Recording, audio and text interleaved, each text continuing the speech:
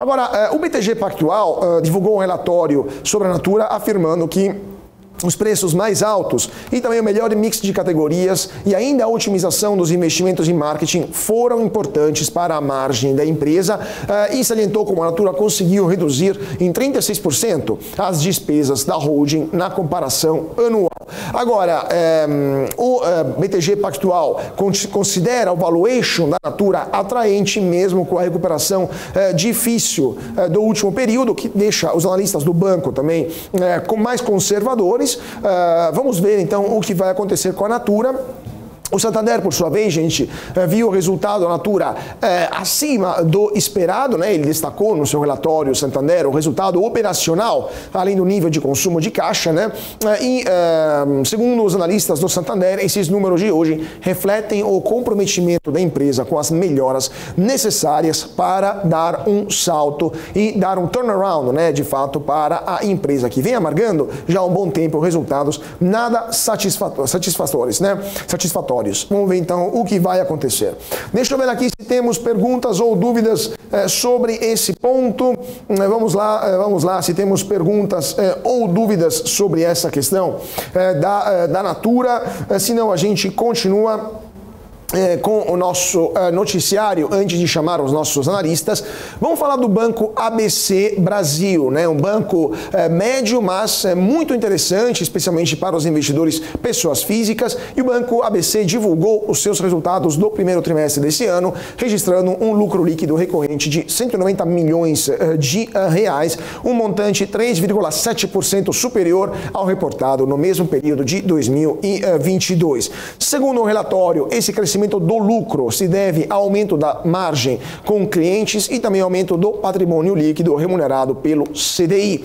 A taxa anualizada de margem financeira gerencial foi de 4,7% na comparação anual e 28 pontos a mais do que o mesmo período de 2022. A receita com serviços, por sua vez, totalizou 79,7 milhões de reais no primeiro trimestre de 2023, uma queda de 19,4% na comparação com o trimestre anterior, mais um crescimento de 27,7% na comparação com o mesmo período de 2022.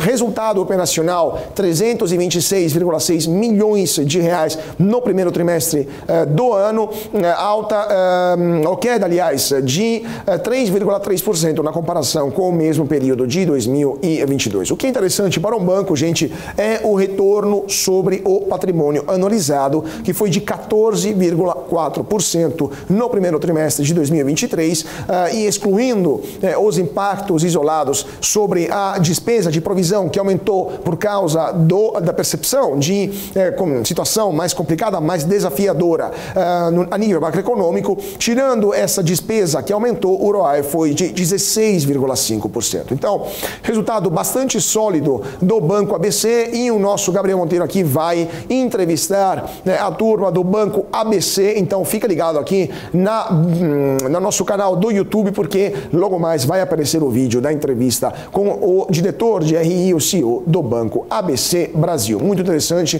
como sempre, o resultado sólido do Banco ABC Brasil. Banco muito forte no setor middle, né, no setor corporate também, e um banco que todo trimestre, aliás, eu sigo bastante esse banco, dá resultados bastante satisfatórios.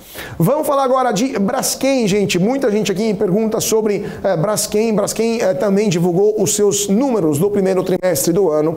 Lucro líquido de 242,4 milhões de reais, queda de 94% em relação ao lucro de 3,9 bilhões de reais do mesmo período do ano passado. Agora, o lucro líquido atribuído aos acionistas foi de 184,4 milhões de reais, uma queda de 95,5% na comparação com o ano anterior. O EBITDA da Braskem, o EBITDA recorrente, foi de 1,06 bilhão de reais nos primeiros três meses do ano.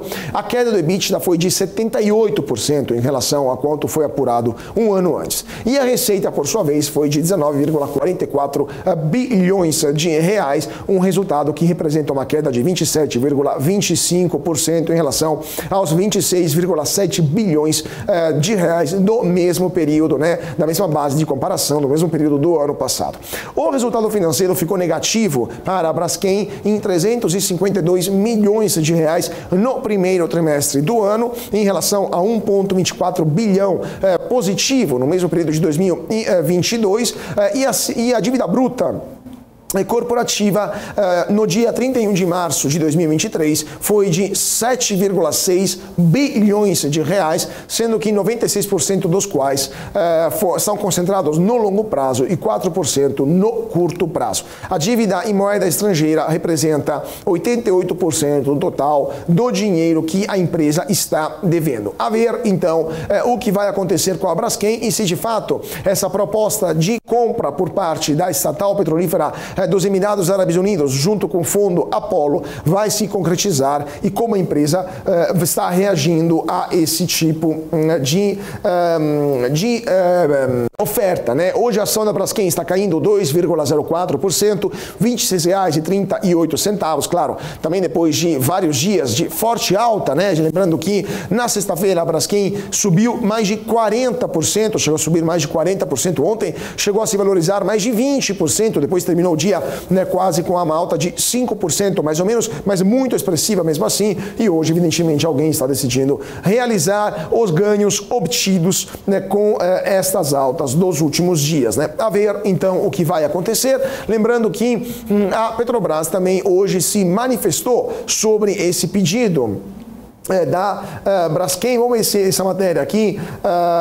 A Petrobras respondeu sobre as operações da Braskem, também sobre a venda de ativos da empresa. Por quê? Porque informou ao mercado que não está conduzindo nenhuma venda de ativos no mercado privado, né? Então, a Petrobras negou qualquer negociação com o fundo Mubadala, que é um fundo dos Emirados Árabes também, é um fundo soberano.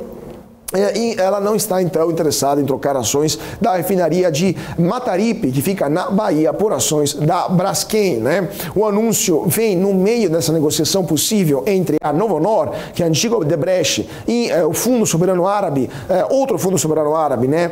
Que poderia adquirir as ações, pelo menos as ações da Odebrecht, que são 50,1% do total. A ver, então, o que vai acontecer e se, de fato, esta compra, né, para os árabes, pelo menos por parte da Novonor, vai acontecer, né? A ver o que vai acontecer. Deixa eu ver se temos mais notícias de última hora sobre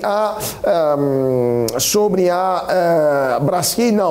Não temos novidades sobre a Braskem. Vamos rapidamente então dar uma olhada como é que está o mercado antes do nosso primeiro intervalo, porque o Ibovespa continua sua alta e está cada vez mais valorizado, alta de 1,01%, o dólar cai 0,42%, R$ 5,01. Então temos o Ibovespa que superou os 107 mil pontos nesse momento, 107.112 pontos, segundo o Profit da Neológica. A maior alta do dia se confirma a Natura. Nesse momento a Natura está subindo 15,35%, Magalu, segunda colocada, 7,49%, e nesse momento havia a terceira melhor ação do dia, alta de 5,05%. O volume de negociação está subindo um pouco, 14,12% nesse momento. A pior do dia é Raizen, seguida pela TIM e pela Yudux, que estão amargando as três piores perdas do dia nesse momento. A ver, então, o que vai acontecer até o final do pregão. Temos ainda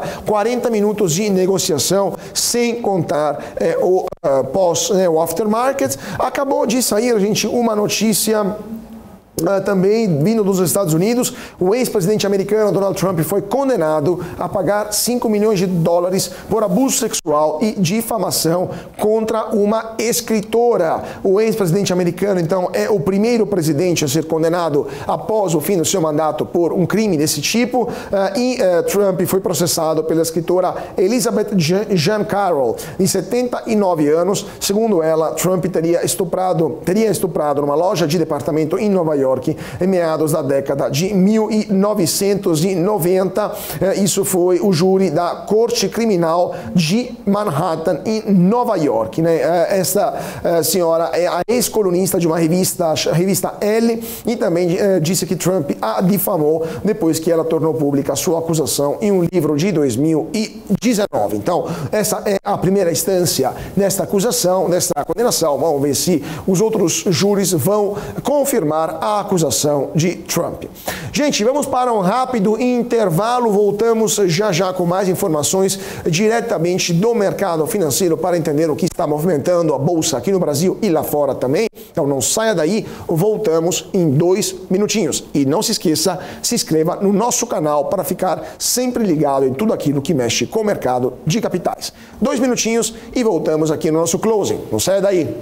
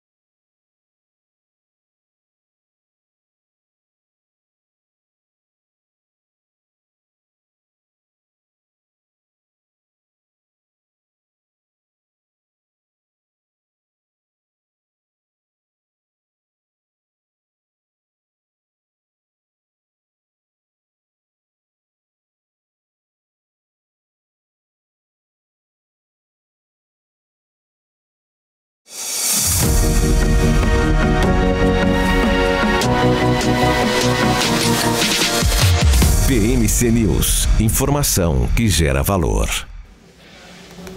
E de volta para o nosso closing. Muito boa tarde para você que está se sintonizando agora aqui na BMC. Vamos que temos muitas notícias ainda. 4 horas e 25 minutos nesse momento. Ibovespa ainda a todo vapor. O mercado vai fechar daqui 35 minutos. E nesse momento o principal índice da Bolsa de Valores de São Paulo está operando ainda em forte alta. Deixa eu ver aqui. Forte alta nesse momento para o Ibovespa, estou dando uma olhada aqui no Profit da Neológica, 1,01%, 107.117 pontos. Não para de subir o Ibovespa nesta terça-feira.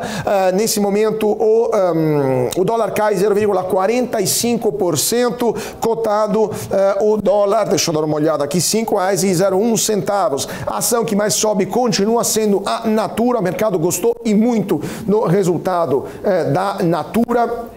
E isso, então, está puxando para cima o papel da empresa de cosméticos. Quem de vocês, gente, tem Natura, deixa aqui nos comentários do YouTube, que a gente vai dar uma olhada, vai comentar ao vivo, a situação da Natura. Quem estiver aqui, ou ação que for acionista da Natura, pode deixar aqui nos comentários que depois a gente vai pedir para o nosso analista técnico comentar junto conosco. Agora, vamos dar uma boa notícia, porque aparentemente os gringos voltaram para a B3, os investidores estrangeiros estão reingressando novamente com recursos na Bolsa de Valores. Até a última sexta-feira, aliás, na última sexta-feira, né, dia 5 de maio, a primeira vez no mês em que ocorreu uma compra diária de ações por parte de estrangeiros no mercado secundário, ou seja, de papéis já listados. Os gringos compraram 156,95 milhões de reais, mas isso não foi suficiente para que a conta voltasse a ter um saldo positivo, que continua no vermelho de mais de 2 bilhões de reais, exatamente 2,05 bilhões de reais. Aparentemente os gringos continuam fazendo jus ao velho ditado de vender em maio e ir embora, né? O sell in May and go away, porque maio é um mês tradicionalmente negativo para as bolsas de valores aqui no Brasil, mas também lá fora, né? Então, vamos ver se esse maio de 2023 vai confirmar esse resultado, né? Vai se confirmar como um mês negativo, ou se teremos uma surpresa agradável para os investidores brasileiros. Deixa eu ver se temos já o nosso primeiro convidado nesse momento aqui conosco. Deixa eu dar uma olhada com a parte técnica, então prontíssimo, então já está conosco o Ayrton Teixeira. Muito obrigado por estar conosco, economista-chefe da Apex Partners. Muito obrigado, Ayrton, por estar conosco aqui no closing desta terça-feira. Boa tarde aí, obrigado pelo convite, é um prazer estar aqui. Vamos lá. Falar um pouco então, vamos lá então, falar um pouco do mercado, porque hoje foi um dia interessante, né, para o Ibovespa. Tivemos resultados de algumas empresas icônicas, né, do Ibovespa, Natura e também Braskem, entre outras, né. Também tivemos Companhia Brasileira de Alumínio, vamos falar isso daqui a pouco. Mas a primeira coisa que eu gostaria de perguntar, Ayrton, é a situação da B3, do Ibovespa como um todo, né, porque são 2 dias de forte alta para o Ibovespa e aparentemente o mercado está mostrando sinais de maior otimismo. O que vocês na Apex estão vendo e como é que está a previsão para as próximas semanas? Vamos lá. Bom, o que nós estamos vendo aqui é o seguinte: a reação da Câmara, do Congresso brasileiro, às tentativas aí do presidente de alterar algumas legislações, particularmente aí o marco do saneamento via decreto. O fato do Congresso ter se colocado contra, derrubar a Câmara em particular, já derrubou esse decreto, faltando no Senado, eu acho que isso é um bom sinal de que as políticas enviadas pelo governo ao Congresso serão debatidas e, no limite possível, podendo ser alterado e alterado para melhor. Então eu acho que isso mudou muito aí o cenário desde a semana passada, certo? Outra coisa que está saindo, como nós vimos aí, alguns bons resultados de empresas, isso tem fortalecido, tá? Então, junta-se um ambiente onde as instituições parece que vão fazer frente às tentativas de alteração de marcos regulatórios aprovados no Congresso do governo anterior e que o mercado vê como positivo, mas os resultados bons nós estamos saindo. Eu acho que também a ata do Copom que veio está muito boa, bem em linha com o esperado. É possível que a recuperação da agricultura esse ano tenha um impacto aí melhor no PIB. Então eu acho que nós estamos vivendo um bom momento, tá? A despeito das brigas tradicionais que continuam existindo entre o presidente da República e o presidente do Banco Central. Pois é, né? Agora, antes de entrar nesse assunto dessas brigas políticas entre o Lula na verdade, só entre o Lula e o Campos Neto, por parte do Lula, né? Porque o Campos Neto está atuando do ponto de vista técnico, o Lula que está tentando politizar essa situação.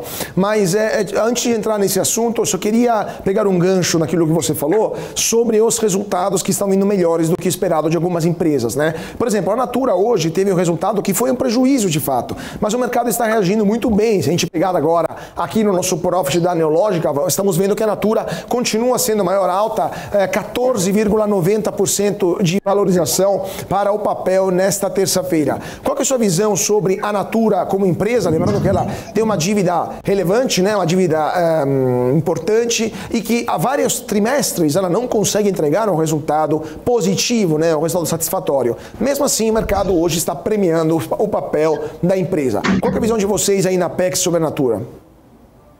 Olha, eu não olhei ainda os resultados da Natura especificamente, eu estava lendo aqui a ata do Copom, dando mais atenção aí à parte macro, mas é o seguinte, eu acho que a leitura de mercado, a gente tem que ver, não é muito o resultado, se o resultado é bom ou ruim, é quando o resultado surpreende o mercado positivamente. Tá? Então pode sair um resultado negativo, mas o resultado vem acima do que o mercado estava esperando e o mercado então vê isso como uma boa solução. Eu acho que tem que lembrar duas coisas. Tem esse ponto e o fato que, no momento, nós estamos num cenário onde o mercado tem uma leitura positiva sobre o cenário doméstico, dado aí os avanços das últimas semanas nas discussões. Por exemplo, eu acho que o fato do Senado, do Congresso, ter se colocado contrário a algumas mudanças regulatórias contra o mercado, abre espaço para a gente rever aí o arcabouço fiscal, que é outro que tem muita preocupação. Então, eu de novo estou dizendo o seguinte, eu acho que o mercado hoje está positivo, a economia tem possibilidade de crescer esse ano, a recessão não existe, crescimento, o mercado está revendo isso, e é esse cenário positivo, com esse cenário positivo que nós temos que ver a leitura do mercado de cada uma das empresas que vão sendo liberadas aí nessa janela aí dos resultados. Perfeito. Agora, Ayrton, a questão também do mercado que você falou, o mercado positivo, né? O mercado está revendo, na verdade, o resultado para o final de 2023 com mais otimismo, né? Está revendo para cima o resultado do PIB, em geral, por exemplo, balança comercial, exportação, etc.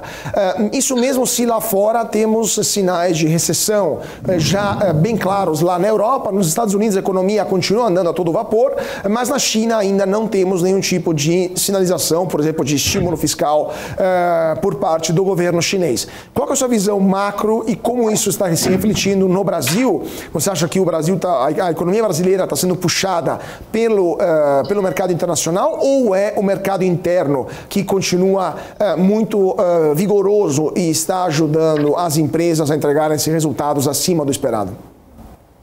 Olha, eu acho que é uma combinação das duas coisas. Tá? Primeiro, a China ela puxou o crescimento no primeiro trimestre, tá certo? Ela vinha caindo o ano passado devido às políticas aí de tolerância zero com o Covid. E o abandono dessas políticas permitiu que tivesse um crescimento forte aí no primeiro trimestre. Tá? Mas vamos lá. Algumas mudanças ocorreram nesse crescimento chinês. Né? Anteriormente era muito puxado por isso aí que você falou. Programas de incentivos fiscais, muitas vezes, e a maioria das vezes, voltado para investimento em infraestrutura. Isso aí, então, gerava uma certa composição da demanda na China que privilegiava empresas exportadoras de commodities metálicas, por exemplo. Né? Investimento em infraestrutura, demanda aço, minério de ferro. A Vale era muito privilegiada. Esse primeiro trimestre desse ano, e veja bem, um dado só não é suficiente para falar que houve mudanças, esse teve alterações. Então, hoje, o consumo das famílias chinesas começa a ser um motor importante do crescimento. Isso provavelmente muda o crescimento chinês e a demanda de commodities chinesas. De qualquer forma, o crescimento chinês afeta positivamente o crescimento brasileiro ao permitir que aumente os preços de commodities. A gente fala, o sistema de troca do Brasil melhora, e isso aí puxa a economia brasileira, como já aconteceu outras vezes, como na recuperação de 2008, né, quando a China puxou o mundo e tirou o mundo da recessão da subprime. Então, os Estados Unidos é uma outra situação. O crescimento está caindo. Nós esperávamos um impacto da crise bancária, que começa no início de março. Esse impacto veio, a gente não sabe a extensão desse impacto, quanto tempo vai durar, mas ele teve sim. Então os Estados Unidos teve uma queda de crescimento aí. Os números no primeiro trimestre, os números de abril estão dizendo que eles estão se recuperando. Parece que já foi superado aí esse aperto de crédito vivido em março, em grande parte de março. Então nós vamos ter que esperar um pouco mais aí para confirmar isso. Mas os dados então são: os Estados Unidos teve uma queda no primeiro trimestre, a economia está crescendo, o mercado de trabalho é forte. Obviamente, o mercado de trabalho é forte nos Estados Unidos, a economia americana é forte, isso puxa a economia brasileira, como sempre. Estados Unidos e China, 2 maiores parceiros comerciais, Brasil, as 2 maiores economias mundiais, eles ajudam a gente. Aqui dentro, nós temos que dizer, a economia brasileira estava perdendo ritmo no último trimestre do ano passado, os dados indicam que talvez essa redução ainda se perpetuou ainda no primeiro trimestre, mas agora o fundamental é o seguinte: o ano passado, o crescimento brasileiro foi prejudicado pela agropecuária, por questões que vão muito além, não tem nada a ver com a economia, questões climáticas que afetam muito esse setor. Esse ano espera-se que esse setor consiga fazer uma recuperação, e isso aí pode puxar um pouco mais a economia brasileira, e aí os dados do PIB do primeiro trimestre vão mostrar isso. Então, eu acho que essa composição aí é que está permitindo que a gente tenha bons resultados no momento. O Ibovespa recuperando as perdas aí que teve desde novembro, mas ainda é pouco tempo. Ainda não digamos, nós temos muito pouco tempo para dizer que isso é uma nova tendência que se veio se instalar no mercado brasileiro. Claro. Agora, Ayrton, a questão também dá 2 pontos que estão tirando o sono de muita gente. Um é a inflação.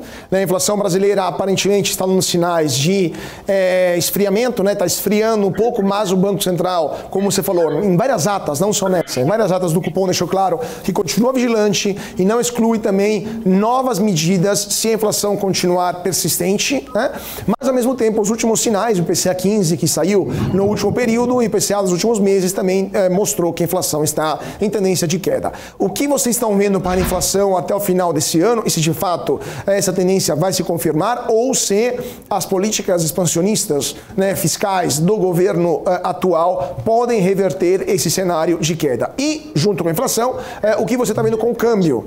Eu sei que câmbio foi criado pelo Todo-Poderoso para humilhar economistas, Mas, assim, qual a visão de vocês? Porque, de fato, o real está surpreendendo, ganhando espaço em relação ao dólar, já caiu para 4,95 em relação ao dólar, mas agora está dando um sinal que pode voltar a subir a moeda americana. Qual é a visão de vocês sobre câmbio? Vamos lá. Bom, para colaborar com a sua comentário aí, eu acho que o dólar, a taxa de câmbio foi criada para mostrar exatamente para que serve várias partes dos modelos de previsão. É para dar em lugar nenhum, dá tudo errado, Então, mas vamos voltar lá. Então, a pergunta que você começou foi com relação ao... Foi em relação à inflação. Vamos lá. A queda da inflação e o comportamento do Banco Central. Isso, vamos lá. A inflação, ela está tendo um efeito que a gente está chamando de efeito base, que é o seguinte: para as pessoas não devem, quem não acompanha o mercado, não está seguindo, é o seguinte: em março do ano passado, nós tivemos o primeiro efeito do início da guerra da Rússia e Ucrânia. Essa guerra puxou o preço de commodities, em particular preço de alimentos e preço de energia. Então, a inflação do ano passado, de março e abril, foi mais alta. Então, o que está acontecendo? Quando a gente olha a inflação para 12 meses, quando tirou a inflação de março do ano passado e colocou a inflação de março desse ano, a inflação de março do ano passado foi 1,6, o IPCA. Desse ano foi 0,7. As duas são extremamente altas. Só que 0,7 é melhor que 0,6, aí levou a inflação a cair de 5, acima de 5, para cair para 4,65. Que foi a primeira vez que ela voltou a ficar dentro da meta aí, nos últimos 2 anos. Então, esse é um sinal positivo. Nós devemos continuar tendo esse sinal positivo de efeito nesse mês ainda de abril, que deve sair na sexta-feira. Então, todos esses números mostram que a inflação caindo. Qual é a preocupação do Banco Central? É que esse efeito base positivo, ou seja, que puxa a inflação para baixo, ele acaba. E agora nós vamos ter um efeito básico que nós vamos chamar de negativo. Qual é? Se vocês lembrarem, julho, agosto, setembro do ano passado, o que nós tivemos? Nós tivemos a lei que reduziu a tributação dos combustíveis, o ICMS e o imposto do governo federal. Então, nesse período de julho, agosto, setembro do ano passado, nós tivemos uma deflação.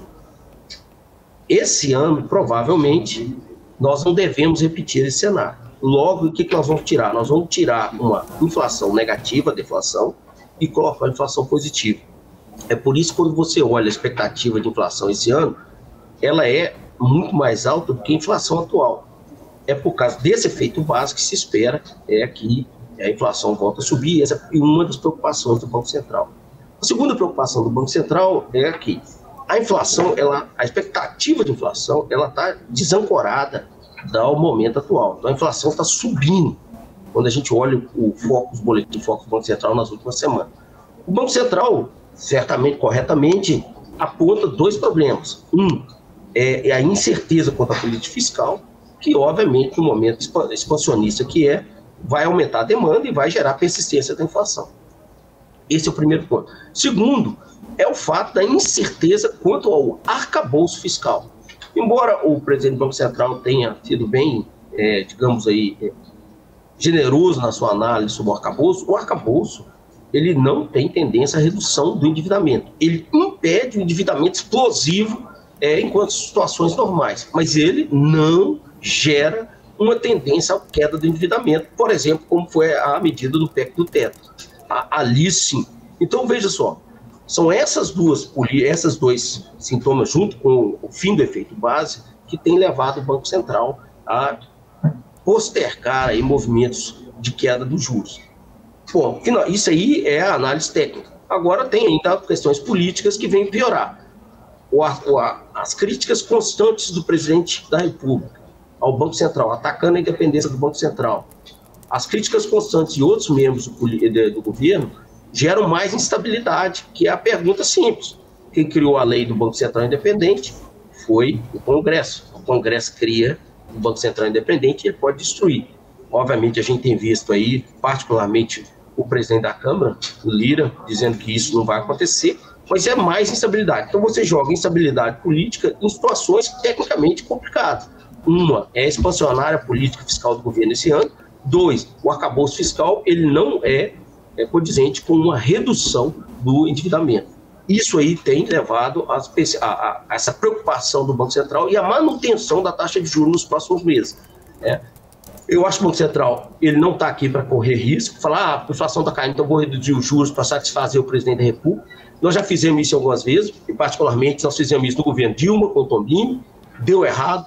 Nós fizemos isso em 2020, puxamos os juros muito mais para baixo do que poderíamos, deu errado, a inflação disparou. Eu acho que esse momento o Banco Central está mostrando uma coerência muito forte. Olha, existe riscos, enquanto que a inflação não demonstrar que ele está convergindo sustentavelmente para a meta, que esse ano é 3,25, nós não vamos fazer alteração. Ajudaria muito se o presidente da República contesse a sua verborragia e os seus ministros a pararem com essas críticas. Isso é uma decisão técnica, isso não é decisão de futebol, eu sou contra ou a favor. Nós temos que parar com isso e adotar esse profissionalismo. Ajudaria muito aí a ancorar as expectativas de inflação. Com certeza, situação bastante complicada e o governo não está ajudando com essa logorreia, mais do que borrachia, diria, né? Mas vamos ver o que vai acontecer nos próximos capítulos dessa novela do banco, envolvendo o Banco Central. Enquanto isso, eu queria agradecer muitíssimo o Arlington Teixeira, economista-chefe da Apex Partners, por sua participação aqui no nosso closing desta terça-feira. Muito obrigado, Arlington. Muito obrigado a vocês, um prazer. Estou à disposição aí. Até a próxima. Prazer sempre nosso. Até a próxima. E vamos para mais um rápido intervalo. Nesse momento, 4 horas e 44 minutos, mas voltamos já já com mais notícias sobre o andamento da Bolsa, que hoje está dando muita alegria para os investidores. Não saia daí, voltamos em 2 minutinhos.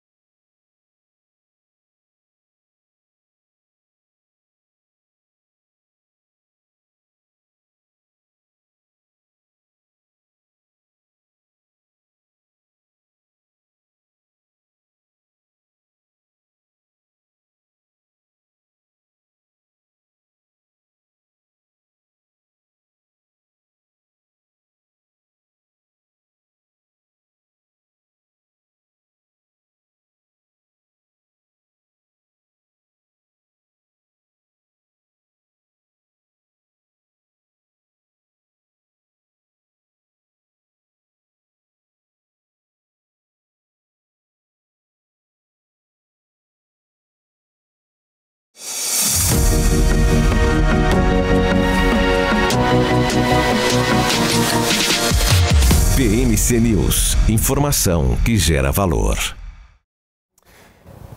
E de volta para o nosso closing desta terça-feira. Muito boa tarde para você que está seguindo a gente aqui na BMC.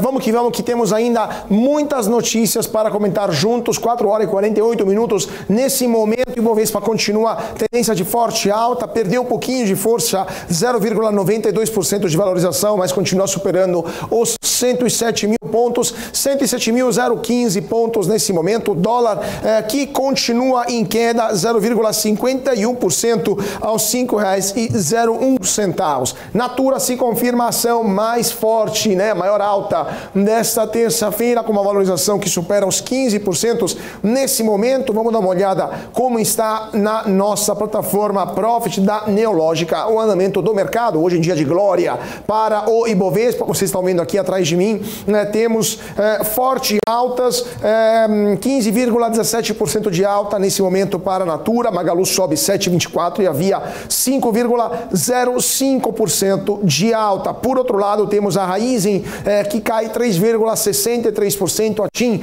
cai 2,86%, a Yudux 2,22% de queda para a ação da controladora de uma série de centros de estudo acadêmicos e faculdades, né? Então, dia bastante intenso hoje aqui no Ibovespa.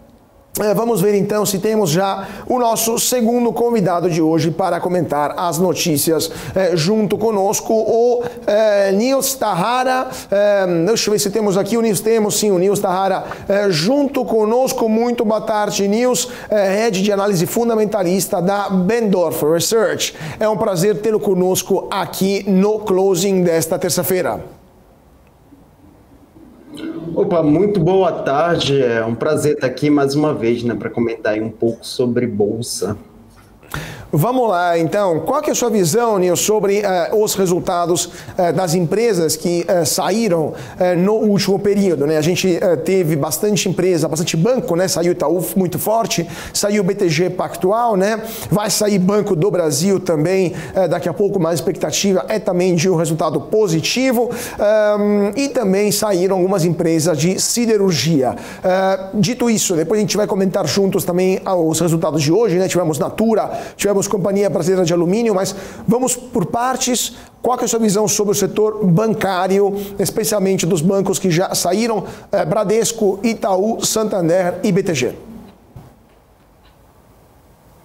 Bom, os resultados do setor de bancos, né, eles têm sido bem heterogêneo, vai até um pouco contra o que nós temos visto historicamente, né? Geralmente os bancos costumam ali andar com resultados parecidos, né? Tem modelos de negócios parecidos, e eu acho que desde o ano passado, principalmente, a gente tem visto uma divisão um pouco dentro do setor de bancos, basicamente entre os resultados de Santander e Bradesco e os dos outros bancos privados, como, por exemplo, o Itaú e o BTG Pactual, né?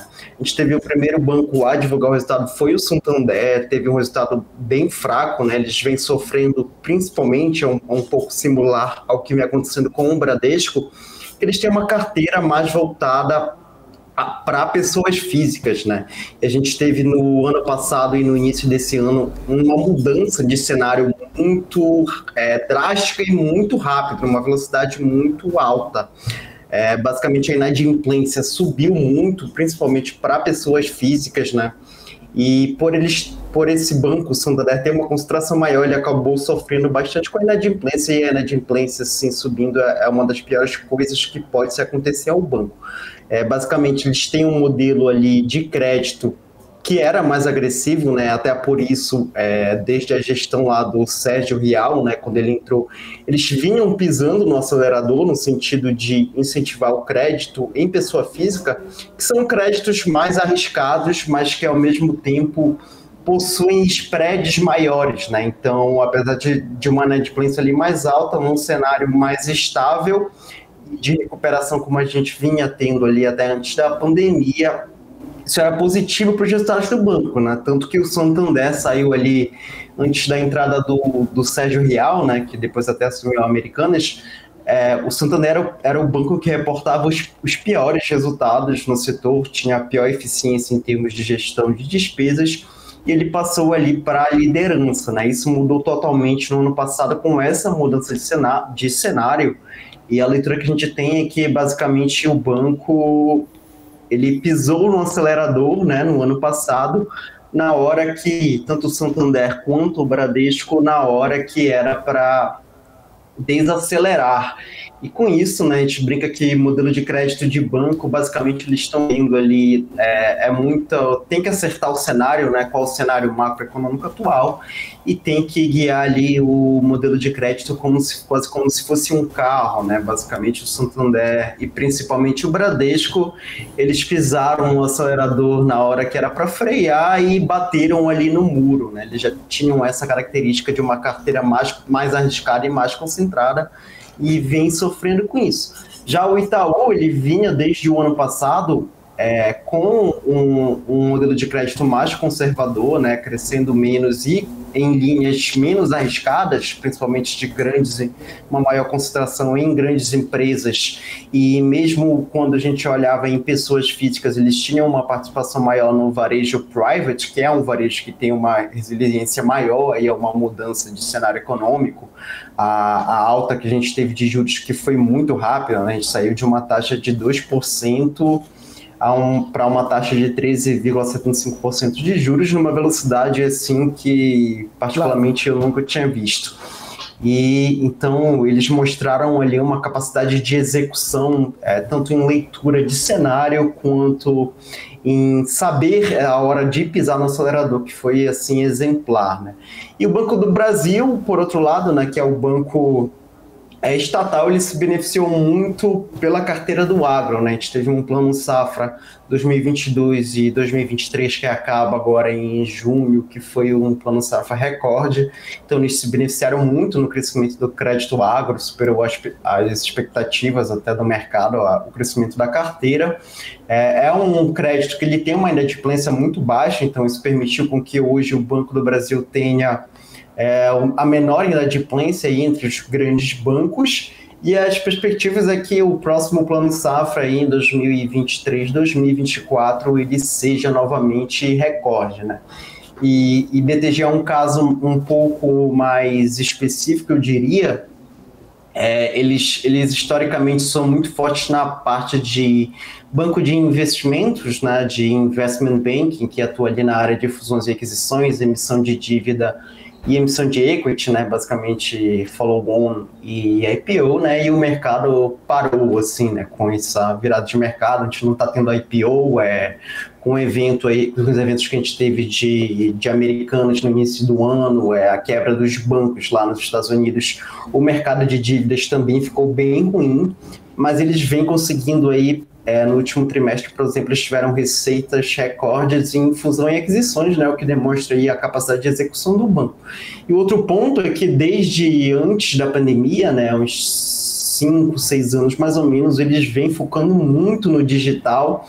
Então eles expandiram para a parte de varejo, que também é um varejo mais resiliente, mais de alta renda, que tem uma inadimplência menor, né? Então eles vieram pegando até participação de mercado dos outros bancos e também aumentando a participação de crédito em pequenas e médias empresas. Então eles criaram um portfólio em que consegue performar bem tanto em períodos aí cíclicos de maior crescimento quanto em períodos de menor crescimento, né? Quando basicamente o que acontece hoje com o resultado do BTG, e é por isso que eles vêm surpreendendo o mercado aí, acho que há mais de 10 trimestres que vem com resultado positivo.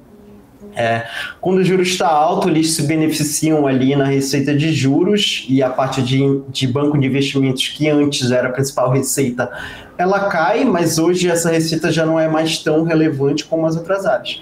E quando a taxa de juros começa a cair, eles têm ali uma queda na receita de juros, mas a parte de banco de investimentos começa a subir. Então é um portfólio muito equilibrado, muito resiliente, que vem conseguindo performar muito bem aí nesses diversos cenários. Perfeito, perfeito. Agora, falando de empresas que divulgaram os resultados nesta terça-feira, né? Saiu Natura, o mercado gostou muito, saiu também Banco ABC, saiu Companhia Brasileira de Alumínio. O que você está achando do resultado da Natura e essa alta expressiva das ações de empresas de varejo como Via Varejo, Magazine Luiza, o que está levando para o alto esses papéis? Vale, eu acho que tem muita gente já precificando aí um início de virada de ciclo, né? Eu acho que já é um pouco consenso assim no mercado que esse ano a gente deve ter queda de juros, né? Ainda não se tem certeza de qual vai ser a magnitude dessa queda e exatamente quando isso vai acontecer, provavelmente mais para o final do ano, talvez daqui a 2 reuniões do Copom a gente possa ter aí uma queda, um início de ciclo de queda de juros, e isso é muito favorável, principalmente para empresas de cíclicos domésticos e empresas que estão ali muito endividadas, né? No caso de Natura, basicamente a empresa ela continua num momento muito ruim, né? Eles fizeram uma aquisição ali muito grande em 2019, que foi a da Avon, que era um processo de reestruturação, de turnaround, foi um investimento muito grande, eles apostaram naquilo, e o próprio mercado comprou a tese de investimento de Natura por ter uma gestão diferenciada, né? Historicamente é uma gestão que é muito boa, assim, um dos melhores managements da Bolsa, mas acho que ignoraram um pouco o fato de que é um setor cíclico, né? É um setor que sofre muito em ciclos de baixa, e a gente teve essa virada de ciclo, como eu comentei, que afetou os bancos também, e no varejo isso assim foi numa magnitude muito pior, né? Então, basicamente, eles não conseguiram capturar nesse ciclo de piora, né? De aumento por pegar Avon, é um negócio que ele depende de uma demanda de ticket médio menor, e o cenário piorou muito, né? Então, eles não conseguiram capturar as sinergias, as receitas não aumentaram como eles deviam, e eles vieram constantemente revisando e postergando as projeções que eles próprios tinham feito para baixo desses resultados. E aí, isso o mercado bateu muito na ação, né? Já era uma ação que não negociava aí há algum tempo atrás a um valuation tão barato, e agora o resultado continua basicamente muito ruim, mas, vamos dizer assim, menos pior do que o que era esperado, né? Mas a gente olhando assim, eu vejo como uma forma de repique, né? Uma forma de surfar essa possível virada de ciclo, mas acho que a tese de Natura, sim, piorou bastante nos últimos anos, né? Eles venderam recentemente a Aesop, se não me engano, que era uma das empresas dentro do grupo que tinha o maior crescimento, e eles fizeram essa venda a um preço baixo, porque o mercado está precificando mal hoje, né? Nesse cenário pior, para pagar dívidas. Então, acho que pensando na tese de estrutural assim, de longo prazo, foi uma tese que piorou bastante, né? No caso de a outra... Sim, era Via Magalu, né, que a gente estava vendo forte e alta. Não sei se você quer acrescentar algo sobre essas duas. As duas a gente tem, acho que, dois casos um pouco diferentes de Via e Magalu, né? Via, a gente teve um processo de reestruturação também lá em 2019, antes da pandemia. Era uma empresa que tinha muitas dívidas, tinha problemas de controle, né? Teve aí até recentemente problemas trabalhistas, chegou a reportar ali quase 1 bi de problemas ali trabalhistas. Então, sempre teve muito problema de governança Via, né? Eles fizeram uma reestruturação que foi bem feita em 2019, mas voltaram a sofrer muito ali nesse final de 2021 e em 2022 como um todo. Magazine Luiza também sofreu bastante, né? O que aconteceu basicamente em 2020 a gente tinha um cenário em que o setor de e-commerce ele se beneficiou muito, né? Eu acho que foi um dos poucos setores ali que dá para dizer que se beneficiou da questão da pandemia. Eles capturaram ali um crescimento de e-commerce em um ano que era para acontecer ali em 3, 4 anos. e o mercado precificou um pouco que eles iam continuar crescendo naquele ritmo todo ano, né? E isso não aconteceu, era provável que não acontecesse, porque a gente saiu daquele momento em que estava tudo fechado, em que tinha uma poupança ali reprimida. As empresas elas não precisavam fazer promoção basicamente para disputar demanda, né, para disputar market share. Isso veio mudando, elas passaram para um ambiente competitivo do e-commerce que, apesar de continuar com uma perspectiva de crescimento estrutural de longo prazo muito alta, né, a gente espera que o e-commerce continue a crescer, o ambiente competitivo, por ser um setor muito concentrado, ele e consolidado, começou em que as empresas começaram a atuar num ambiente promocional, né? Tinham que dar muitas promoções para não perder participação de mercado, e isso deteriorou de uma magnitude muito alta as margens dessas empresas, e isso em conjunto com esse cenário assim, extremamente adverso para o consumo, né? O varejo é um setor que depende extremamente ali de crédito, né? E o crédito secou, o endividamento das famílias ali no recorde. A gente tem também uma questão de essas duas empresas, elas atuam muito na linha branca, né, de eletrodomésticos, que também são produtos que tu não tem uma demanda estável, né? Eles são cíclicos. Se tu compra uma geladeira hoje, tu não vai comprar uma geladeira de novo ano que vem, né? Então isso acaba também amenizando a demanda. Então foram diversos fatores ali, né? Pós-pandemia, acho que uma tempestade perfeita para o setor, em conjunto com um ambiente competitivo que é muito agressivo. E agora a gente está vindo uma virada, né? A gente deve ter uma melhora aí nos resultados dessas empresas gradualmente. A questão o problema das americanas também acabou colaborando para o ambiente, né? Isso acabou reduzindo aquela competição agressiva junto com o cenário. Então elas têm conseguindo aí repor margens. Então a gente deve ter uma melhora gradual. Acho que em termos de execução, assim, Magazine Luiza, ela está à frente de Via, né? Ela já fez essa reestruturação no passado de desalavancagem, geração de caixa, entregar qualidade de serviço, e entendo que Via ainda tem que se provar um pouco, mas no setor como um todo, se a gente olhar assim, uma tendência estrutural, acho que assim, por uma margem muito grande, a nossa empresa preferida ainda é a Mercado Livre. Eles estão bem à frente assim, acho que for para traçar assim, um grande vencedor do setor, né, que daqui, vamos dizer, a 10 anos, seria o Mercado Livre. Eles estão bem à frente assim, dos concorrentes. Com certeza, consegue ser mais eficiente do que os concorrentes. Última pergunta, Nils, sobre a questão também que você estava falando da possível alta, do fato que as empresas estão sofrendo, né, com a alta da taxa de juros.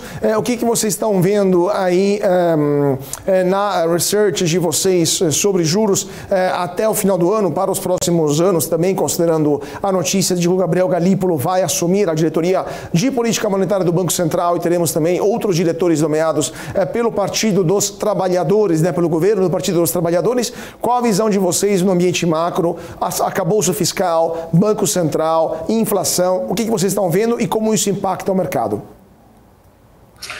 Eu acho que a indicação do Galípolo, a gente ainda está um pouco neutro, né? A gente está, vamos dizer, em stand-by aqui, esperando o que vai ser anunciado por ele. A princípio,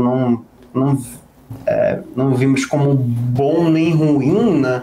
Falando de juros, acho que tiveram o arcabouço, ele claramente, ele tem um problema grande, que é que ele foca muito mais nas receitas do que nas despesas, né? E então o governo vai ter que crescer receita. A gente já tem visto aí movimentos de aumento de impostos. Tiveram algumas sinalizações positivas no Congresso, no sentido de que eles estão mostrando que não vão passar qualquer coisa que o governo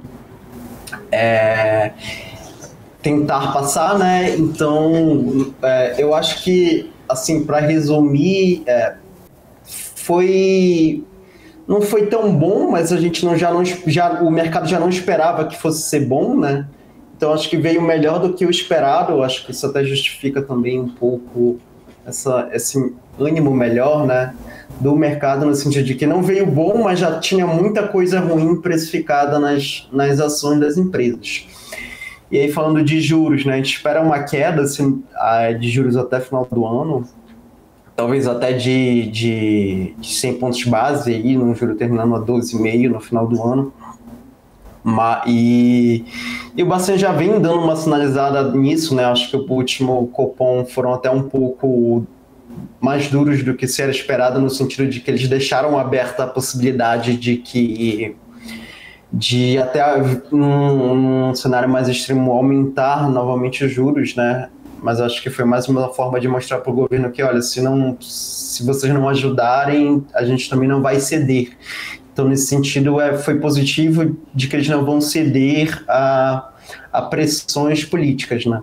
Mas a inflação vem melhorando bastante, né? O segundo semestre tem um desafio maior porque a base de comparação ela é muito pior, né? A gente teve desoneração de alguns impostos no segundo semestre que no ano passado ajudaram bastante a inflação a ela cair, né? Então nesse ano a gente não tem essa ajuda, né? Muito pelo contrário, tem a reoneração aí de alguns impostos.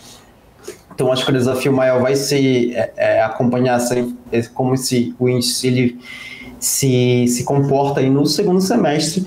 Mas teve uma questão muito positiva que não sei se deram o devido valor essa semana, que foi o relatório Focus, né? Hoje, um dos principais problemas da inflação é a desencoragem de expectativas. Basicamente, as expectativas têm uma questão inicial ali na decisão do Copom de inflação, que as expectativas de inflação do mercado, elas influenciam a inflação, né? Então, para o Copom conseguir sinalizar uma queda nos juros, ele precisa que essas expectativas estejam ancoradas. E essa semana, mesmo que timidamente, depois de muitos relatórios, assim, não sei exatamente quantos, mas a expectativa de inflação para 2023 e para 2024, né, com o horizonte aí relevante de política monetária, elas caíram, né? Então acho que isso foi um primeiro passo assim, bem positivo para a gente começar aí realmente a ter de forma mais concreta esse início de afrouxamento monetário. Perfeito. Vamos ver então se de fato isso vai se concretizar e se até o final do ano teremos esse afrouxamento, como evidentemente parte do mercado já está acreditando. Muito obrigado para o nosso convidado desta terça-feira, o Nils Tahara, Head de Análise Fundamentalista da Bainhof Research. Muito obrigado por estar conosco nesta terça-feira aqui no Closing. Obrigado aí, é sempre à disposição, né, aqui. Boa tarde. Muito obrigado e vamos para o nosso rápido intervalo. Antes disso, gente, vamos dar uma olhada como está o mercado, porque o Bovespa acabou de fechar nesta terça-feira em forte alta, 1% redondinho, 107.106 pontos para o principal índice da Bolsa de Valores de São Paulo. Dólar cai 0,50%, 5,01 reais é a cotação do dólar. A maior ação do dia, né, a maior alta do dia se configura ainda mais uma vez a Natura, né? Se confirma, aliás, a Natura, estou dando uma olhada aqui no nosso profit da Neológica. Natura subiu 15,08% nesta terça-feira, então dia muito positivo para a Natura. A Natura que apresentou os seus resultados nesta terça-feira e o mercado gostou muito desses números. Segundo lugar para a Magalu, 7,24% de alta, Via subiu 5,56% de alta. E por outro lado, temos a pior do dia, Raizen, 3,93% de queda, a TIM perdeu 3,07% e a Dux perdeu 2,95%. Gente, rápido intervalo, 2 minutinhos e voltamos já já aqui no nosso closing da BMC. Não saia daí, te vejo logo mais.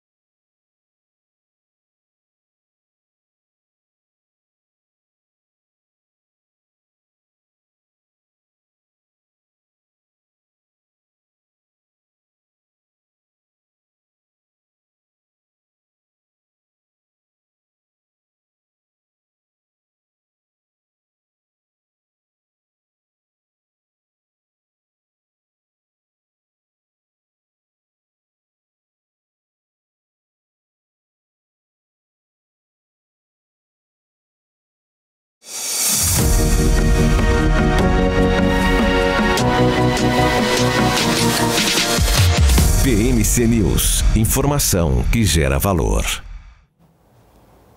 E de volta para o nosso closing aqui na BMC. Muito boa tarde para você que está se sintonizando agora nos nossos canais. Não se esqueça de se inscrever no canal do YouTube, compartilhar esse vídeo com seus amigos e investidores, deixar o seu like e também o seu comentário para que a gente possa cada vez mais melhorar o nosso trabalho. E vamos voltar a falar de empresas, porque a Companhia Brasileira de Alumínio registrou um lucro líquido de 89 milhões de reais no primeiro trimestre de 2023, dados que foram divulgados pela empresa na manhã desta terça-feira, um resultado que representa uma queda de 79% sobre o mesmo período de 2022. A perda de lucratividade, segundo a empresa, se deve principalmente pela queda da receita líquida em contrapartida ao aumento dos custos dos produtos vendidos nos períodos comparados, além da variação em outros resultados operacionais.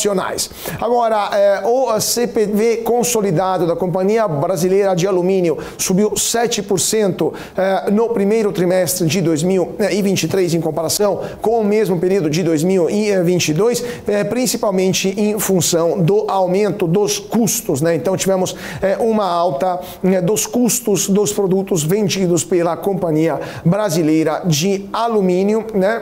Isso principalmente por causa do custo de energia, né? O maior volume de energia comercializado nos períodos comparados, né? Então, custo maior da energia e também o volume aumentou. Isso mesmo se teve um impacto positivo, o resultado da CBA, de 31 milhões de reais referente à assinatura de um contrato de swap de energia pela empresa. Agora, o negócio do alumínio subiu 3% em comparação com o mesmo período do ano passado, isso graças ao aumento do custo de produção nos últimos 12 meses, também por causa da inflação de alguns dos principais insumos para a produção do alumínio, né, a produção da commodity. O EBITDA ajustado foi de 84 milhões de reais no primeiro trimestre de 23, uma queda de 85% em relação ao primeiro trimestre de 2022. A margem EBITDA ajustada foi de 4% entre janeiro e março deste ano, uma queda de 20 pontos percentuais frente à margem registrada no primeiro trimestre do ano passado. Então, segundo a empresa, teve uma questão de impairment também que acabou afetando o resultado. Vamos ver quem de vocês tem ação da CBA em sua carteira. O Edias está falando que Raízen é complicado. Vamos falar de Raízen daqui a pouco com o nosso analista técnico. Vamos falar aqui também, vamos ver quem mais tem CBA na carteira. Enquanto isso, vamos falar aqui sobre informações que vêm lá dos Estados Unidos. Vamos ver como é que o mercado está se comportando lá fora, porque se a gente pegar aqui, deixa eu ver aqui como é que está o mercado americano nesse momento, que está fechando por lá também. Deixa eu ver aqui se temos o mercado americano no nosso profit da Neológica. Vamos ver aqui, vamos lá. Então, enquanto aqui, tá aqui, pronto, conseguimos. Bom, o SP500 nesse momento, está atualizando aqui ao vivo, o SP500 fechou em queda de 0,46%, o Nasdaq caiu 0,63% e o Dow Jones 0,17%. Então, o mercado brasileiro se descolou nessa terça-feira do mercado americano, subindo mais do que se esperava, né, com o mercado lá fora mais em queda, né, que está tendo uma tendência de queda.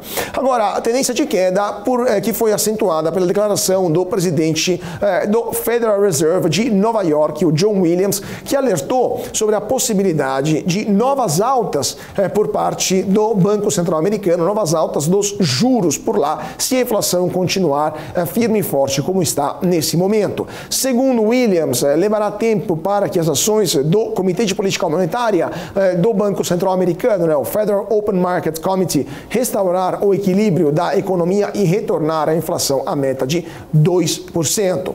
O presidente do Fed de Nova York alertou, então, que os aumentos das taxas de juros levarão um tempo para se propagar na economia real antes que a inflação retorne para um nível aceitável, né?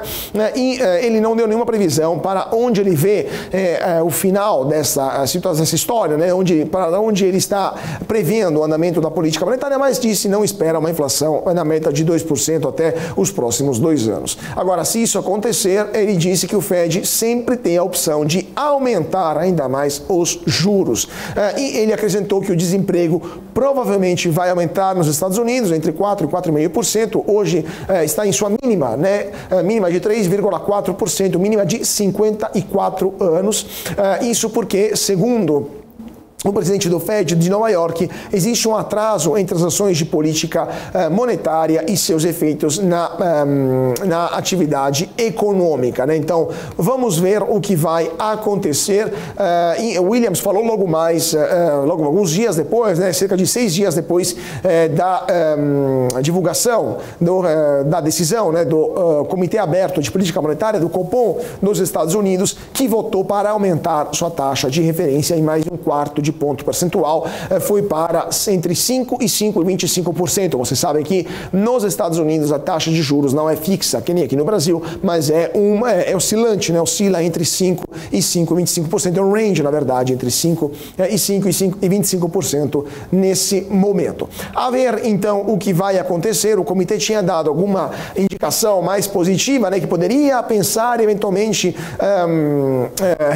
começar a reduzir os juros, mas a declaração do presidente do Federal Reserve de Nova York acabou com a esperança de uma redução rápida dos juros por lá, e isso acabou derrubando o mercado, né, o mercado financeiro nos Estados Unidos. A ver, então, o que vai acontecer por lá.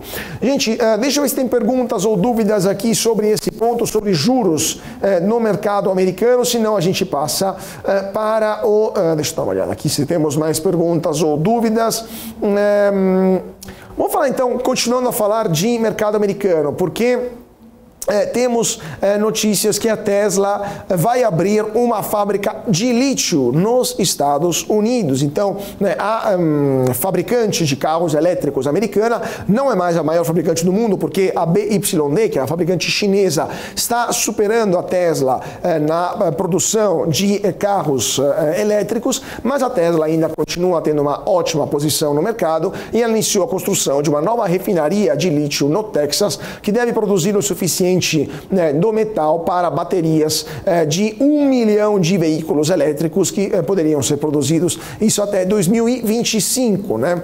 Agora, o CEO da Tesla, o famosíssimo empresário sul-africano, naturalizado americano, Elon Musk, se juntou ao governador do Texas, o Greg Abbott, para a cerimônia de inauguração realizada na fábrica que aconteceu ontem. Ele disse que a construção deve ser construída no próximo ano, com a produção iniciando então para 2025, para 1 milhão de veículos por ano. Isso fará da Tesla a única montadora americana a refinar o seu próprio lítio e marca um novo negócio, né, para a própria empresa, que continua se afastando cada vez mais da produção apenas de veículos elétricos e está aumentando, né, o seu range de atividades na mineração de lítio, no refino de lítio também, e também claramente na produção de veículos elétricos estrito senso. Agora, os preços do lítio, né, a cotação do lítio, que lembramos é uma commodity bastante rara no mundo, né, não é uma terra rara, mas é uma commodity bastante rara no mundo, a cotação chegou a quase $90 mil por tonelada, isso em novembro do ano passado, um pico que depois caiu rapidamente para cerca de $24 mil a tonelada no final de abril. E com isso as montadoras estão se preocupando, porque com essa oscilação dos preços é necessário garantir a matéria-prima, né, para poder criar baterias, para poder construir baterias e com isso expandir a sua capacidade produtiva de veículos elétricos. Musk disse que a mineração de lítio é de fato uma licença, ele usa esses termos bastante irônicos, né, uma licença para imprimir dinheiro, porque é uma rentabilidade muito elevada essa do lítio, mas isso ainda é um problema para as empresas, porque o lítio está concentrado em algumas regiões do mundo, como por exemplo a Bolívia ou o Chile, um pouco a Argentina também, né? E nas outras áreas do mundo o lítio é muito mais caro de ser extraído. Então isso de fato vai complicar a operação da Tesla, e não apenas da Tesla, mas de outras empresas de carros elétricos mundo afora.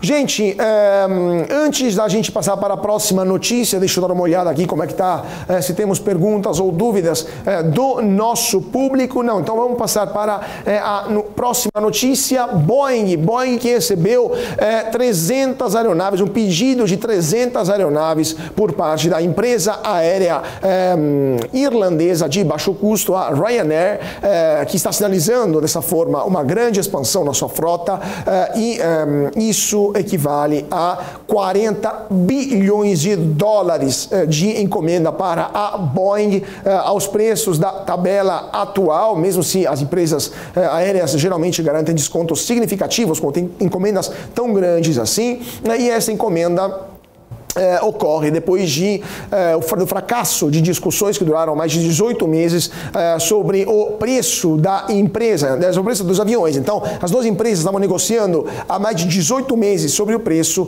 não deu certo, mas mesmo assim esse acordo acabou sendo fechado, né? Ou seja, a Ryanair comprou essas aeronaves, né, que serão entregues entre 2027 e 2033. O pedido é um sinal claro do apetite da Ryanair em aumentar a sua frota, mas também em investir em novas aeronaves, porque o Boeing 737 ele permite uma redução também do consumo, então uma redução dos gastos com combustíveis. E Ryanair, vocês sabem, é uma empresa de baixo custo, então tenta sempre manter muito baixo o custo da operação.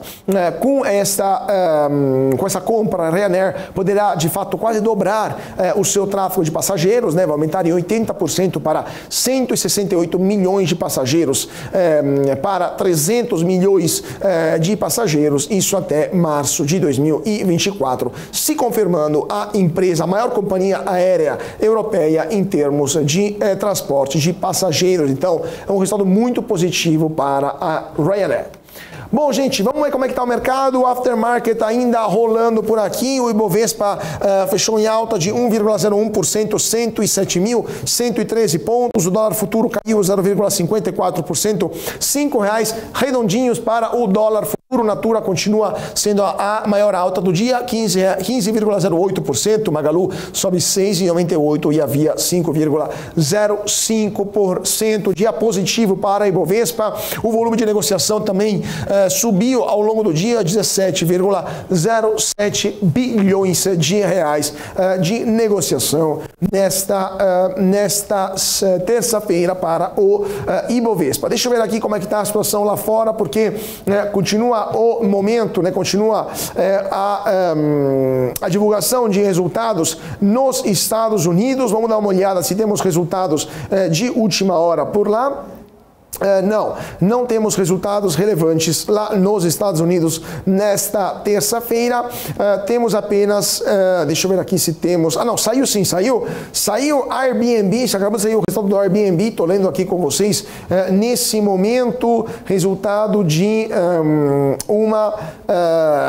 um faturamento superior ao esperado, 1,82 bilhão de reais contra um faturamento esperado de 1,79 bilhões de reais, ou seja, tivemos um resultado melhor do que esperado para o Airbnb, e vamos analisar esse e outros números daqui a pouquinho, mas agora rápido intervalo, não saia daí porque voltamos em 2 minutinhos com números do Airbnb e também nossa análise técnica. Então não saia daí, te vejo já já.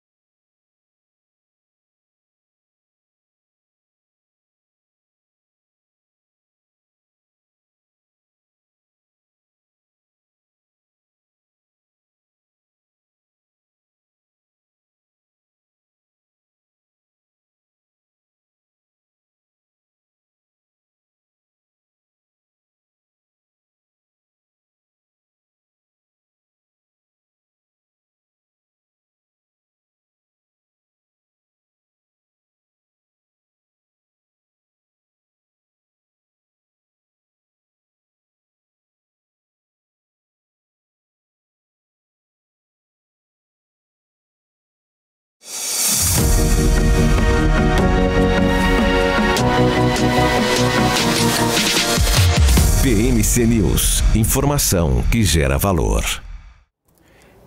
E de volta para o nosso closing desta terça-feira. Muito boa tarde para você que está sintonizado aqui na BMC. 5 horas e 33 minutos nesse momento. Vamos, que temos ainda muitas coisas, muitas notícias para comentar junto com vocês. E temos o nosso último convidado desta terça-feira. Vamos terminar o nosso dia, como sempre, trabalhando um pouco da análise técnica. Deixa eu ver aqui se conseguimos. Aqui temos o nosso convidado do dia. Deixa eu ver aqui que temos um probleminha técnico com o nosso convidado, mas já voltamos com ele então. Não, temos aqui, sim, estou vendo agora aqui o Felipe Fradinho. Muito boa tarde, Felipe, muito bem-vindo aqui ao closing da BMC. Boa tarde, Caute. Boa tarde, pessoal da BMC. E vamos que vamos, então, para esse mercado que surpreendeu no dia de hoje.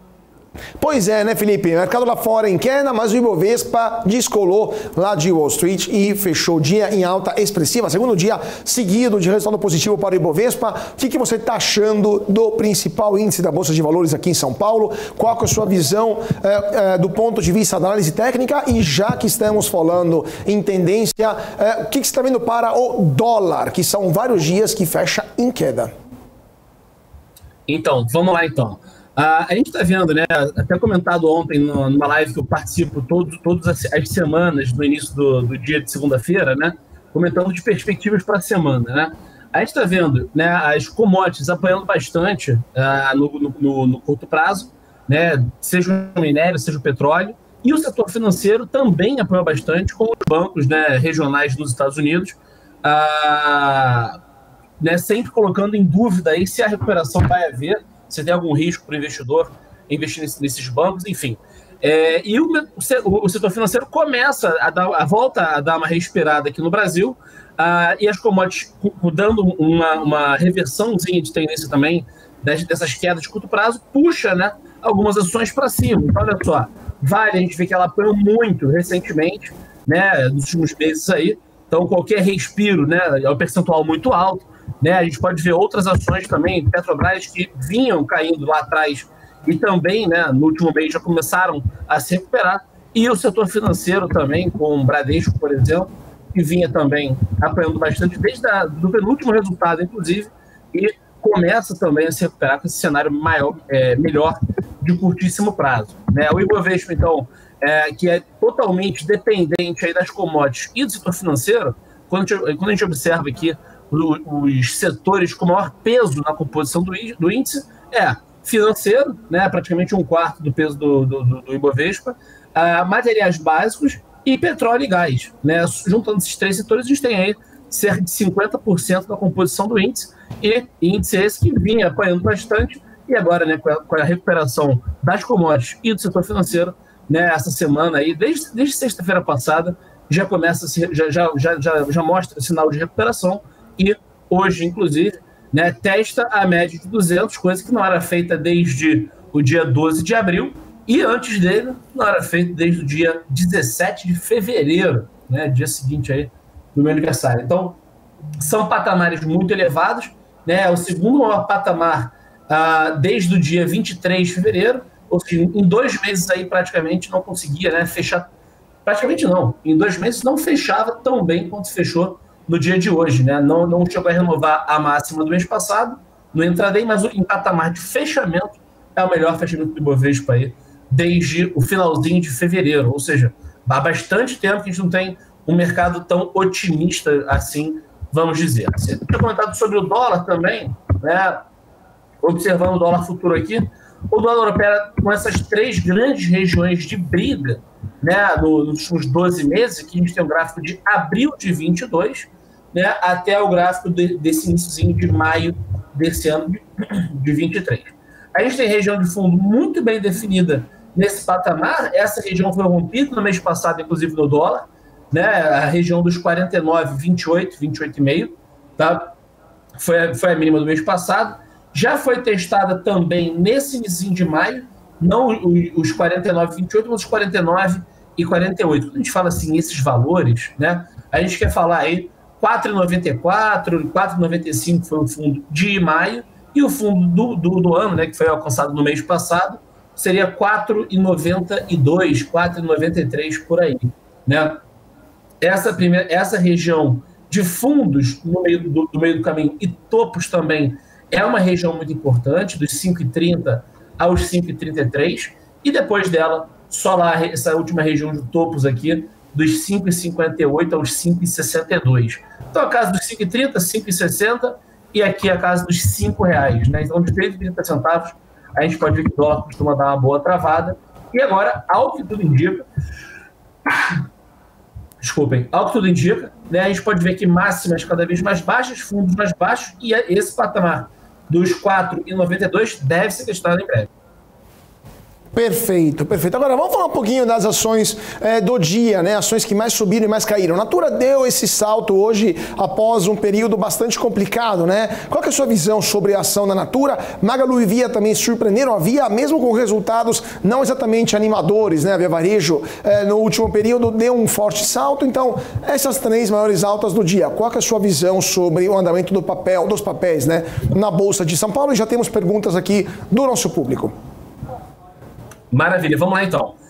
Hoje a Natura conseguiu esse bom desempenho, né? Depois da teleconferência, a detalhar aí os resultados do primeiro trimestre, né? O CEO da Natura, né, falou que a empresa tinha o endividamento como problema principal, mas que ele foi resolvido com a venda da Aesop, né? A gente vem falando bastante dessa venda na nossa live, né? No mercado de uma forma geral, né? E hoje a Natura ganhou aí 2,3 bilhões de reais em valor de mercado, voltando dos 18 ao patamar dos 18 bilhões de reais, né? Pouco mais de um mês do anúncio da venda da Aesop para a L'Oréal, né? A gente pode ver esse salto aqui de mais de 15%, e no melhor momento do dia, a Natura chegou até a subir mais, chegou a subir quase 17%, mas olha que coisa sensacional isso, Caute. Fechamento da Natura exatamente em cima da média de 200. Para o investidor, para o mercado, de uma forma geral, ver a importância da análise técnica. O papel estava sendo negociado entre R$10,40 e R$11. Hoje, com essa notícia positiva, né, do balanço trimestral, a Natura subiu 16%, 17%, mas veio fechar aqui exatamente em cima da média de 200, mostrando aí a importância do gráfico. Perfeito, perfeito. Agora, deixa eu ver, tem pergunta aqui do nosso público, mas antes disso, eu só queria aproveitar para ler, estava lendo antes, depois foi interrompido pela propaganda, né, pelo nosso intervalo. A Airbnb está caindo forte agora lá em Nova York, após o relatório, né, dos lucros, né, o resultado, né, do primeiro trimestre desse ano, que veio veio positivo, na verdade, não foi tão ruim assim, mas deu uma orientação ligeiramente mais fraca do que o esperado e especialmente uma perspectiva cautelosa para o segundo trimestre. Então, números do Airbnb vieram mais altos do que esperado pelo mercado, mas a perspectiva está dando uma certa cautela para os investidores. A receita aumentou 20% na comparação anual, lucro líquido 117 milhões de reais no trimestre, ante um prejuízo de 19 milhões do mesmo período anterior, lembrando que era um período de pandemia, então ainda estava uma situação complicada, né? E o Airbnb salientou que tem um início forte do ano e está ansioso para uma nova forte temporada de viagens do verão do hemisfério norte, né? Então de junho até agosto. Vamos ver o que vai acontecer e o Airbnb está prevendo uma receita entre 2 bilhões e 0,3 de dólares e 2,4 bilhões de dólares, enquanto o mercado esperava também estar nesse meio, 2,4 bilhões de dólares de receita. Então, o Airbnb está, nesse momento, a ação do Airbnb caindo 10%, né, nesse momento lá em Nova York, por causa do resultado, aliás, 10,14% nesse momento de queda da ação do Airbnb no aftermarket, por causa da divulgação desses números. Falando aqui de Brasil, temos aqui, Felipe, a turma pedindo de SLC Agro, né, o E Dias está perguntando de SLC, que ontem foi a pior ação do dia, e tem gente aqui perguntando de Braskem, após as novidades dos últimos dias, o que você está achando da Braskem? Então, SLC e Braskem com você. Vamos lá então, Carlos. Estava até colocando aqui o gráfico na tela de Airbnb, né, mostrando aqui também as BDRs, né, os recibos de Airbnb negociados aqui no Brasil. Hoje fecharam com queda de 8,11%, repercutindo esse evento que você muito bem noticiou agora, e se aproximando aqui da LTA, né, essa linha de tendência de alta. Temos um suporte muito forte, que pode segurar o papel em 28,65, né? Voltando aqui para a Braskem, que foi o pedido principal, a gente pode ver que a empresa aí teve um desempenho na sexta-feira passada absurdo, né? Alta de 23,62%, né? A Braskem revigora hoje o fôlego, né, em relação à queda de ontem, nem queda de ontem, né? Alta de 6,5%, queda que eu digo em relação à abertura de ontem, né? E hoje parece que já volta aqui a querer puxar um forte para cima. É natural, depois de um movimento como esse, de sexta-feira, né, o ativo realizar. Nesse caso, ele nem realizou, porque ele abriu com um gap de alta de 22%. Então, ao longo do dia, ele acabou perdendo um pouco de fôlego, mas ainda fechou acima da abertura do dia anterior, né? Ontem fechou com alta de 6,5% e hoje volta para fechar com alta também de 4%, né? Hoje saiu um relatório, né, do BBI sugerindo cautela aí com essas turbulências de algumas notícias envolvendo a venda do controle da petroquímica, né? Levando em consideração aí as dúvidas quanto à estrutura da oferta, né? O valor oferecido, teoricamente, de R$ 47 por ação, né, envolve parte à vista e parte em bônus perpétuos e garantias, né? Então, o valor na oferta pode ser entre R$ 24 e R$ 34, por isso, né, essa dúvida aí referente ao preço da ação. Papel muito movimentado, tá? Caute, eu pessoalmente, né, papel que envolve muita manchete, evento assim, eu não gosto de entrar, exatamente por conta dessa volatilidade, né?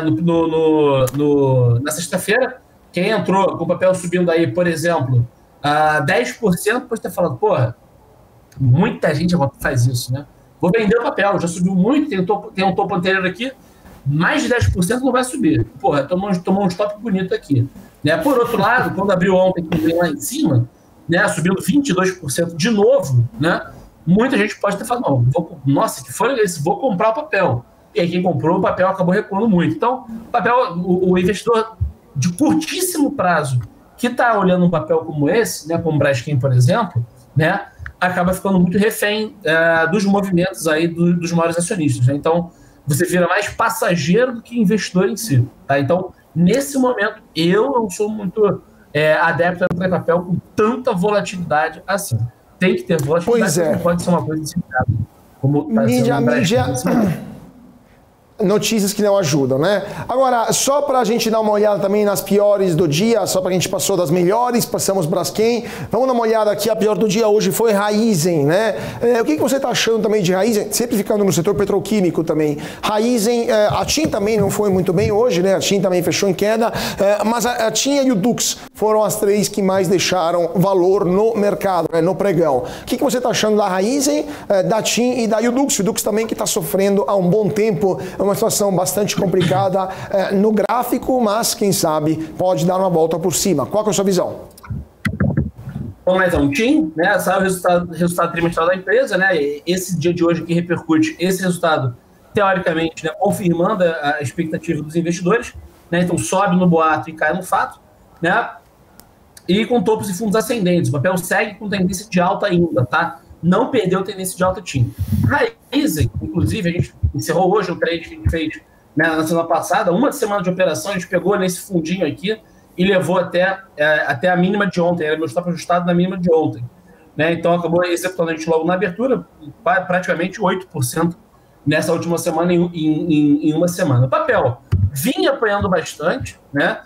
Vinha perdendo valor, saiu aqui da casa dos 5,89, 5,90, para ser negociado até nos 2,20, então era um respiro no papel, podia ser esperado, mas o papel vai sentindo demais essa média de 200 aqui, né? Bateu no finalzinho do mês passado e agora também fez um topo até um pouco mais alto, né? Mas acabou também sentindo demais e puxa para baixo, né? O setor aí, né, sucroenergético, né, das empresas atreladas ao etanol, a produção de cana-de-açúcar, enfim, para a energia, né? operou no sentido misto hoje, né? A gente pode ver que São Martinho também caiu, assim como o Raizen, e só Cosan ficou puxando para cima, né? Tem empresa, o movimento, né, é tido aí como apenas uma rotação de ações, tá? O papel já subiu bastante no curto prazo, né? Cerca de 50% de alta do pior momento de março até o melhor momento desse mês agora de maio, tá? Então, praticamente realização dos ganhos. Qual ação você pediu, Caute? Era a Raizen, TIM e Yduqs. Yduqs, a controladora do IBMEC e de outros grandes, da Estácio e de outros grandes grupos educacionais. Perfeito, vamos lá então. Bom, papel, né? O setor, de uma forma geral, já vinha apanhando bastante, tá? Ele deu um fôlego aqui comprador, né, no momento aí do segundo turno das eleições, né, com a vitória do PT, reacendeu uma chama aí de que projetos, né, de financiamento estudantil fossem aumentar o fluxo de estudantes e tudo mais, e, enfim, as empresas acabaram dando uma pequena recuperada, mas logo depois isso foi, né, saindo do noticiário e o papel voltou para a tendência inicial. Tem um fundo muito relevante aqui, que é essas mínimas de março, na casa dos 6,50. Quando a gente olha para trás, a gente vê que o papel já tinha tido bastante briga, né, nessa região, lá atrás mesmo, né? E suportes são sempre lembrados, e assim como resistências, e o papel deu uma bela solavancada para cima no meio do mês passado, em abril, né? Saiu aí da mínima de abril até a máxima, o papel se recuperou 25%. Parte dessa valorização foi devolvida e o papel voltou nesse início de mês a despontar para cima. Hoje caiu quase 3%, lembrando que, ainda com essa queda de 3%, no mês a alta de 13,3%, e na semana o papel realiza pouco, realiza 0,76%. Então o movimento normal de mercado deixou um padrão que eu não gosto muito, que é, né, o martelo invertido em região de topo, e deve sim continuar realizando pelo menos até os 8,70, 8,80. É uma região que a gente pode esperar aí como região de teste no curto prazo. Realização no curtíssimo prazo, como um respiro dessa recuperação do papel. No médio prazo, melhor dizendo, a tendência segue sendo de alta. Agora tem que confirmar esse rompimento da média de 200. Perfeito, perfeito. Então, muito obrigado ao nosso Felipe Fradinho, analista técnico da Empiricus Research, sempre em investimentos, sempre um prazer tê-lo conosco aqui no nosso closing da BMC. Muito obrigado, Carlos. Um abraço. Tchau, tchau, pessoal. Obrigado pelas perguntas. Muito obrigado a vocês também pelas perguntas e vamos para o nosso tradicional gráfico do dia. Nesta terça-feira vamos analisar o nosso gráfico do dia, vamos falar das empresas que são grandes demais para quebrar, o famoso too big to fail, né? Se a gente pegar os maiores bancos americanos que estão aqui em termos de depósitos, a gente tem aqui no depósito, ou melhor, depósitos domésticos, temos 2,015 trilhões de dólares do JP Morgan Chase, 1,92 do Bank of America, ou seja, 2,01 tri o JP Morgan tem como depósito, o 1,9 o Bank of America, 1,3 o Wells Fargo e 777 bilhões de dólares o Citibank. Depois vem os outros, né? Mas a gente tem então bancos que são grandes demais para falir, né? É um raciocínio que está sendo feito após o colapso do Silicon Valley Bank, o SVB, né? E isso está levando muita gente a, primeiramente, fugir para os bancos maiores, né? Que se supõe são mais sólidos. Então temos um run to quality, né? Indo para a qualidade, mas também existe uma certa preocupação de que problemas no setor bancário possam atingir também bancos mais importantes do que o SVB, né?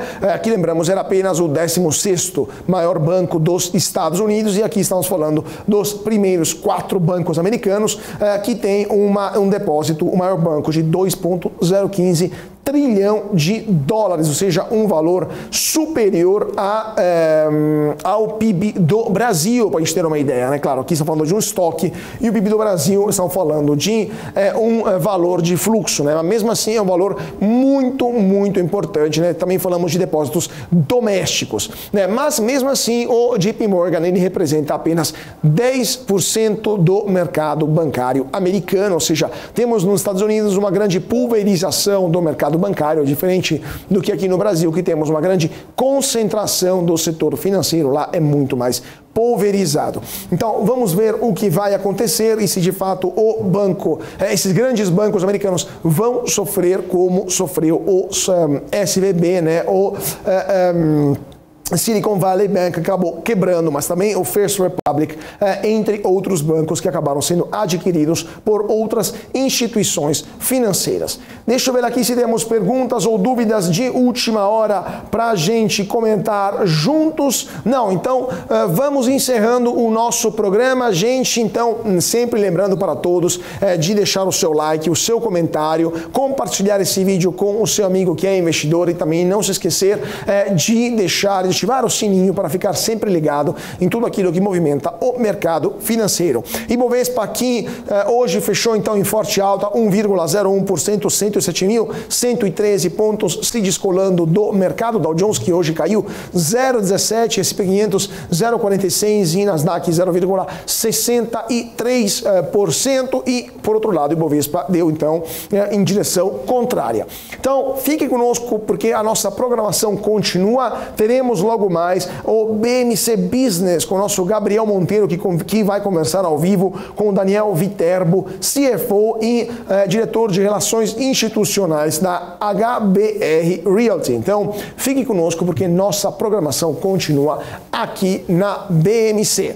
Muito obrigado a todos pela atenção, uma ótima tarde e até amanhã, 4 horas em ponto, com mais um closing aqui na nossa BMC. Até mais!